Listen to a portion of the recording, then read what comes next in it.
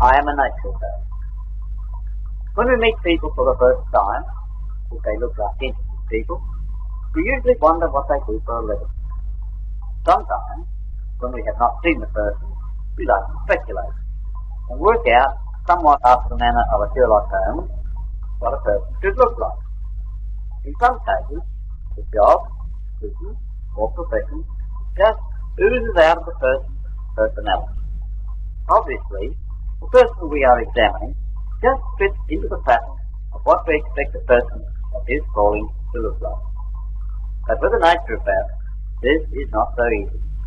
Naturopaths come in all ages, times, sizes, and shapes. You ask some people why they do a particular class of work, they will say they do it because they have to earn a living. It's surprising how few people really love and enjoy the work they are doing. Many people do not even think about it, or if they do think about it, they soon become resigned to the inevitability of their job. It is a vicious circle which they would like to break, but can't. Why does a man or woman practice naturopathy?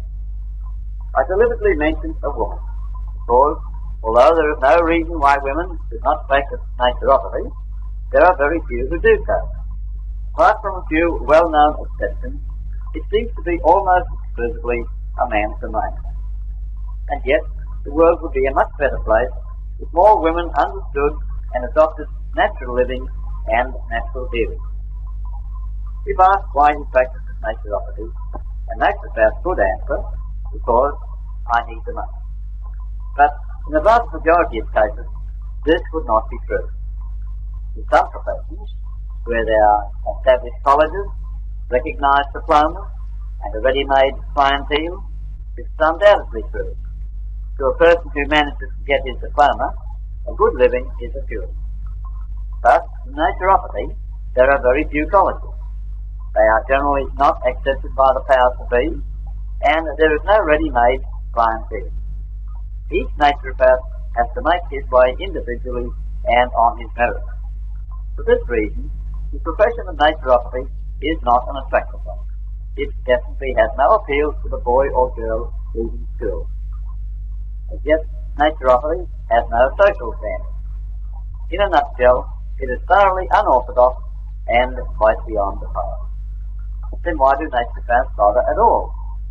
Why not just settle down to a safe, respectable job or profession just like accountancy, carpentry, or even medicine? I think the reason lies deep within the consciousness of the individual. Here is one profession in which the person concerned must feel a calling. By this, I do not mean anything occult or mysterious. I mean that the person has made a great discovery, feels the consciousness of its importance, and is imbued with the spirit of crusade or mission. Without these factors operating, naturopathy is just another business. It lacks drive and purpose. I would say that there are very few naturopaths who could not make a much more lucrative living out of some other business than they do out of naturopathy. What then is the attraction to those who adopt naturopathy as their profession? About 9 cases out of 10, the person concerned has turned to naturopathy after many years of ill health. He regains his health, and with it, a new outlook on life. The philosophy is such a welcome change from the hodgepodge, hit-or-miss method of try this, try that, which characterizes the practice of medicine. In naturopathy, we have a complete break from the traditional forms of the healing art, a complete reversal of philosophy. Instead of searching for the use of cures, we are conscious of only one source of health, the healing force inherent in every cell of our body. When the patient is restored to health, he usually vows that he will study to make himself proficient and to devote himself to the spread of the newly found knowledge. It is true that there are a few colleges of naturopathy in Great Britain, Germany, Austria, India, and even Australia. But their output of graduates is pitifully small. The people who are generally drawn into naturopathy are usually middle-aged, their finances are depleted by ill health, and they have family commitments. It is usually economically impossible to consider a full 4-year training course at a college. Sometimes a patient will commence as an assistant to a naturopath, and after a few years' experience, branches out on his own. By whatever door he enters naturopathy, the drive is the same. An urgent desire to tell the world the good news that health is natural and that sickness is unnecessary. It will be obvious by now that naturopathy is quite different from all other healing arts. In its philosophy and its demand of its practitioners, a naturopath is primarily a fixer. It is his mission in life to show people that disease is not an entity, and that in every case the cause is a natural one. The cure depends on the reversal of the process. By living in conformity with the laws of nature, we allow the body to expel foreign matter and to re-establish correct function. A medical doctor can, and often does, advise his patients not to smoke tobacco or take alcohol, while doing these very things himself. No one thinks any less of him for doing this. A naturopath, on the other hand, is supposed to be a living example to his patients of how one lives under the care of nature. He teaches by example. How illogical it would be for a sick person to advise another sick person how to get well. Physician, heal thyself is our motto. By thought, word, and deed, a naturopath is judged. We must be sure that the public will not be disillusioned by anything we do or say in our own lives. In other words, a naturopath is on show. A naturopath who gives only sufficient information to his patients to enable them to get well has done only one half of his job. He should teach them how to eat well. It's not the business of the naturopath to give relief only. That is the business of the medical profession. His real duty is to so inspire his patients by precept and example that they can see the error of their way, their present way of life, and will make the necessary changes to not only get well, but to keep well for the remainder of their lives. A naturopath should not claim to be a doctor, nor to treat diseases and symptoms in the style of a medical practitioner. The naturopath is the teacher of a way of life which runs counter to medical theory. No matter how he may be tempted, he should not aid the doctor, nor use his method. It should be our aim to make each patient self-reliant, so he will be conscious of the difference between the medical and natural concepts of disease and health. The patient should be taught to be his or her own doctor, not to lean on the naturopath exclusively. A naturopath should not be tempted to satisfy a patient by giving medical or Latin names for their complaints. He should explain that naturopaths do not cure disease. They do not even treat disease. Cure is always the merit of the patient. All the naturopath can do is to help the patient cure himself by guiding him along the path he should take. A naturopath should not be tempted to sell patients food, vitamin tablets, or other remedies. This is the business of the chemist, storekeeper, and has nothing in common with natural health. Let the chemist keep to his business while we keep to ours. A naturopath should be true to his calling, by his living example inspire all who come into contact with him. The naturopath should be dedicated to his work. He feels that the accumulation of money is more important to him than the furtherance of his principles. He should go into some other line of business. A naturopath, whether he holds a degree in naturopathy or not, does not use the words doctor, physician, or practitioner in such context as to give the impression that he is holding himself out to be a medical practitioner. He should never do or say anything which could give the impression that he is practicing any branch of medicine. The first should not expect his patients to grasp details of natural healing procedures after verbal instructions only. It is essential to demonstrate personally the exact techniques of exercise, relaxation, breathing, hydrotherapy, etc. In naturopathy, the effects produced are the opposite to those produced by medical application of similar methods. Hence the need for exactness and precision in their use.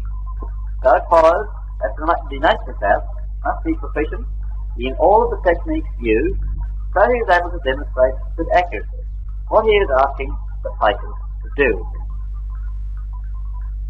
Having told you how and why others became naturopaths, perhaps it is time to analyse my own thoughts on this subject. For me, natural living, natural healing are based on a creed.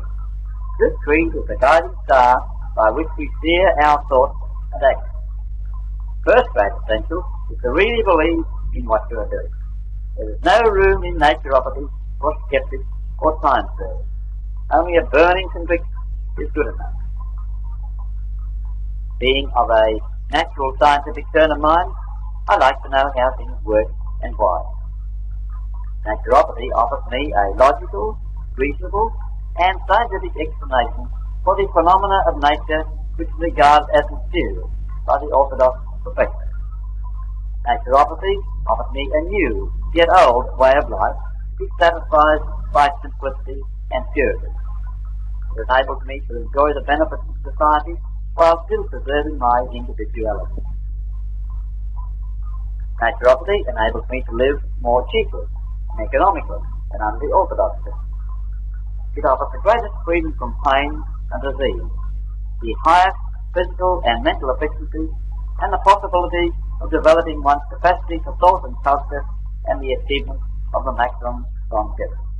It represents a challenge to anyone with a crusading spirit to win those who are living unnaturally to our way of life. A naturopath exists for one purpose only, the promotion of health. We believe that radiant health is a natural state, which can be enjoyed and maintained only by observing the natural laws and living in harmony with them. The aim of a naturopath is to teach people how to restore lost health, and when once restored, how to maintain it. His whole philosophy is exactly the opposite to the medical philosophy of dependence on another person. His aim is to impart all the knowledge necessary to make his patients independent of his services. A true naturopath seeks his own extinction and works for that day when all healers are unnecessary. A naturopath believes that the human body will function normally if given the right food, favourable surroundings and environment, proper hygienic care and congenial activity. You can't build a sound home from rotten timber and poor quality materials. So why expect to build a healthy body from dead, devitalized and deficient food? Only living food can nourish a human body. We must also make use of all of the forces of nature, such as sun, air, water, earth, exercise, relaxation, fasting, and a positive mental outlook. The human body is composed of cells. A naturopath believes that each cell has within itself all of the self-regulating, nourishing, and self-repairing powers necessary to achieve and maintain normal health. Each cell of our body is a little solar system composed of thousands of electrons spinning around a nucleus. As electrons are thrown off, others are attracted and take their places in the cell. If we are to maintain health, we must see to it that every particle which we add to our bodies is at least as high in quality as the particles we threw off. In this way, life can be maintained. The quality of food we consume is low or unsuitable in composition. The time must inevitably come when the cells are all so low in vitality as to be unable to support human life. We know the consequence.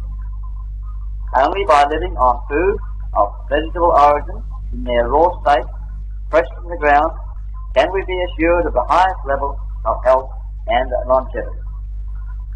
Naturopaths do not cure disease. In fact, no human being has ever cured another of any disease. Health is not a commodity to be bought or sold. Health is only a reflection of a normal body performing its functions regularly and efficiently. Naturopaths do not treat disease. but they do treat patients. They analyse them, give them advice, assist them to overcome their bad habits, they assist them to achieve normal functioning of their organs. All diseases can be cured, but not all patients. Naturopaths believe that all orthodox treatments are not only unnecessary, but actually hinder the natural processes going on in the body. Naturopaths are teachers. They try to teach people to live. They teach people how to normalise their bodies, so the inherent healing forces within the body will cure any disease automatically. The name of the disease is not important. In fact, it is not necessary to know the Latin name, which the medical school gives to a group of symptoms. Another peculiar feature about the naturopath is the fact that he has no secrets. How many people know the contents of the bottles of medicine, pills and lotions which they swallow and rub on their bodies? Naturopathic treatment is not risky, whereas a dose of the wrong medicine or an overdose of the intended medicine can injure or kill a patient. The only medicine used in true naturopathy is pure water, and in no case will this ever harm anyone, well or ill. All naturopathic treatments of whatever kind have one purpose in view: the normalisation of the body and the release of vitality to enable the body to heal itself. I'm often asked the question, is naturopathy legal in any country? The answer to that question is very difficult. Whereas the principles on which naturopathy is based are not actually illegal, in many countries those who practice naturopathy are not recognised and are not given responsibilities and privileges extended to the orthodox healing art. In some countries, osteopathy and chiropractic are recognised, and those qualifying can practice these arts only. In some states of the United States, naturopathy is legal. In Germany, the Heilpraktiker has a measure of recognition and a certain amount of legal status. Good news has come from China recently. A naturopath was allowed to test the theories and methods of natural healing, and it proved so successful that naturopathy has been officially recognised in China.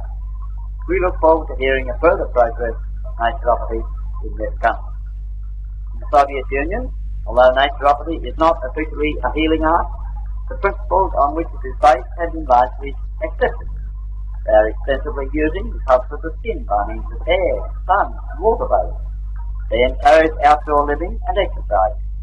They encourage conscious relaxation. They lead the world in natural childbirth. They advise a very advanced dietetic regimen. Although this is not quite up to the naturopathic standards, it is far in advance of Western medical dietetics. They do not seem to use fasting officially, though research has been done, and they were one of the first to publish the results of their studies in fasting about 50 years ago. Here is a statement made in 1956. Medical scientists in the USSR insist that health is the natural way of life for human beings. The goal of their research is to find out how people can live healthy lives without ever having to take medicine or treatment. Dr. A.N. Bartoliev, who is president of the Academy of Medical Sciences, made the following statement recently. No matter how useful medical and surgical treatments are, best of all is to correct our mode of life so that people will never need to take medicine or have treatment. I think these are two very significant statements. I sincerely wish that our Ministers of Health in Australia would make public statements of this kind instead of advising and urging people to have injections and to drink water contaminated by poison. In India, there have been naturopathic training colleges for many years. There are several naturopathic clinics and many good naturopaths. For a time, it seemed as though naturopathy was going to have official recognition. While Mahatma Gandhi was alive, the naturopaths had protected him. But with his passing, the medical men have had full sway, and naturopaths are only allowed to practice on sufferers. Considering that India was the ancestral home of primitive naturopathy, this is a sad state of affairs. Still, we must be optimistic. We look forward to the future. We see a world where disease is known only by its acceptance. where people live long, useful, happy lives, serving the cause of progress and justice, where men and women and children can enjoy the beauties of nature, art and music. We envisage a world where wars are looked upon as barbaric customs of a wicked past, where men and women are freed from the drudgery of uninteresting labour, where they can find joy and inspiration in creative and artistic pursuits. All of these things can be ours if we only have the will and the intelligence to bring them about. For thousands of years, sages and philosophers have interpreted the world to us. They have shown us what we should do. But the point is to change it. If the world as we find it is not to our liking, we should change it. If we are indulging in unhygienic living habits, if we are not behaving as human beings should, we should change our ways. Only in this way can progress be made. We cannot expect to cure ourselves of diseases if we cling to the old habits which produce these diseases. Surely common sense tells us that if we are to achieve health, then we must cease doing those things which produce ill health. Now you know why I am a naturopath. I believe that illness is unnecessary, that any illness I may have is my own fault. I believe that it is my duty to discover what is causing my illness. I believe that it is my duty to cease doing the things which are causing it. I believe that when I comply with these requirements, my body will do whatever is required to eliminate my illness and restore normality. I believe that all of these things apply to you as well as they do to me. Naturopathy is a naturally cheerful philosophy. I believe that one of the best and surest ways to hasten the advent of the new way of life that I've been talking about is to spread the influence of our natural health society. There have been many other health societies in the past. There are other health societies in existence at present. But this one is different. It is here today, and it is ours. Sitting in comfortable chairs, listening to health lectures, and watching demonstrations will be of no avail unless what we learn is translated into action. We should all make it our business to get ourselves into first-class health. Then we should appoint ourselves missionaries of natural health. Bring your friends to the meetings and lectures of all the health societies, the Vegetarian Society and others. All hold interesting meetings where you can meet people from all over the world and hear informative lectures. Hand out all the literature and pamphlets that you have put away. Give it to your friends. Help to make known the finest natural health sanitarium in the Southern Hemisphere at Wellata.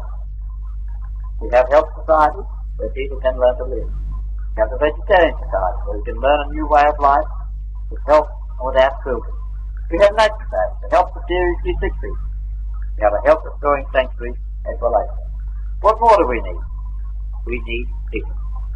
These societies should grow until there are branches in every suburb and town all over Australia. Every naturopath should be busy helping people back to health, training nurses and young naturopaths for the future. Every room, aspirin flares, should be occupied by health-conscious seekers after health. I believe that one of the best ways that I can help with all these societies is this. We need hundreds of new members. We should go away from this meeting tonight pledging ourselves to introduce at least one new member. And this is what I am going to do. Now that you know what I have done, what I intend doing in order to keep myself in good health and to help others to regain their health, the question now is, what are you going to do about it?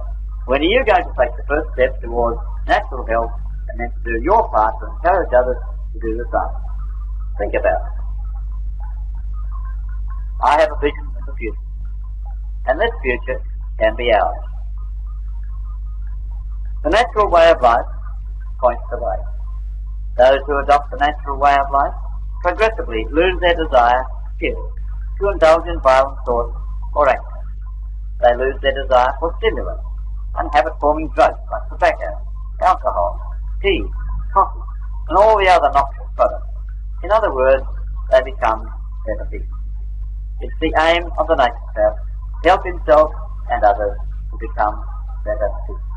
And that is why I am a naturopath.